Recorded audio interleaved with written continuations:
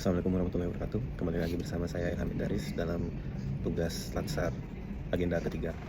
Baiklah, mungkin teman-teman ASN di sini relate dengan kalimat berikut. Udah nggak usah ngoyo kerjanya, atau gajinya sama aja. Atau buat apa sih lembur? Atau juga nggak dibayar, besokin aja kerjanya. Sementara di luar sana, di sektor lain khususnya swasta, sering dijumpai banyak pegawai yang berbondong-bondong mengejar target, baik itu salesman dengan target penjualannya maupun super gojek yang berburu bintang 5 untuk peningkatan pelayanannya. Lalu apa sih yang membedakan kedua hal tersebut? Pada agenda ketiga ini kami mempelajari mengenai manajemen ASN yang tertuang dalam Undang-Undang Nomor 20 Tahun 2023. Nah, dalam manajemen ASN ini sendiri, ya, hal ini terkelompok ke dalam pengelolaan kinerja atau di luar sana lebih dikenal dengan manajemen kinerja. Nah, singkat, manajemen kinerja atau pengelolaan kinerja sendiri terbagi atas tiga pokok inti utama. Yang pertama adalah target, yang kedua adalah penilaian atau evaluasi, lalu yang terakhir ada kompensasi. Baiklah, kita mulai dari target. Kita melihat ASN masih cenderung berfokus pada tugas atau kegiatan yang menghasilkan output. Penilaian seberapa baik ASN dalam mengeksekusi kerja sesuai dengan SKP. Namun fokus utama tetap pada penyelesaian administratif. Sementara dalam multinational company atau swasta lebih berfokus pada outcomes atau dampak dari kegiatan mereka. Mereka menggunakan KPI atau Key Performance Indicator untuk mengukur hasil akhir yang signifikan bagi bisnis mereka.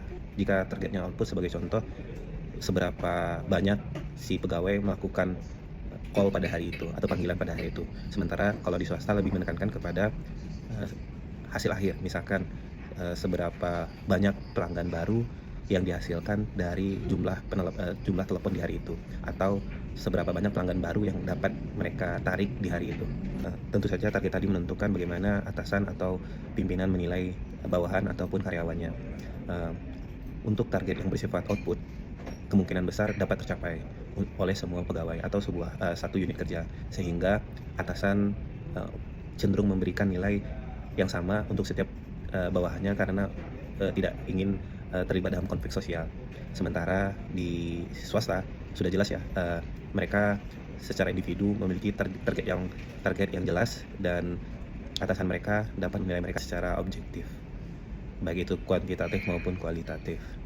Nah, tentu dari penilaian atau evaluasi ini akan melahirkan suatu kompensasi atau timbal balik dari kinerja yang sudah dilakukan oleh pegawai ataupun karyawan ini. Kalau untuk karena penilaian tadi di ASN sama untuk setiap orangnya, maka imbalan yang akan mereka dapatkan cenderung sama. Sementara di sisi lain, di swasta mereka mendapat bonus sesuai dengan target atau capaian yang telah mereka lampaui.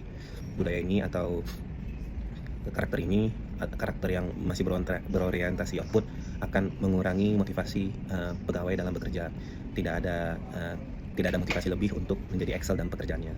Lalu bagaimana sih cara memitigasi dampak di atas? Ya, kita kembali lagi ke akar permasalahan, yaitu target.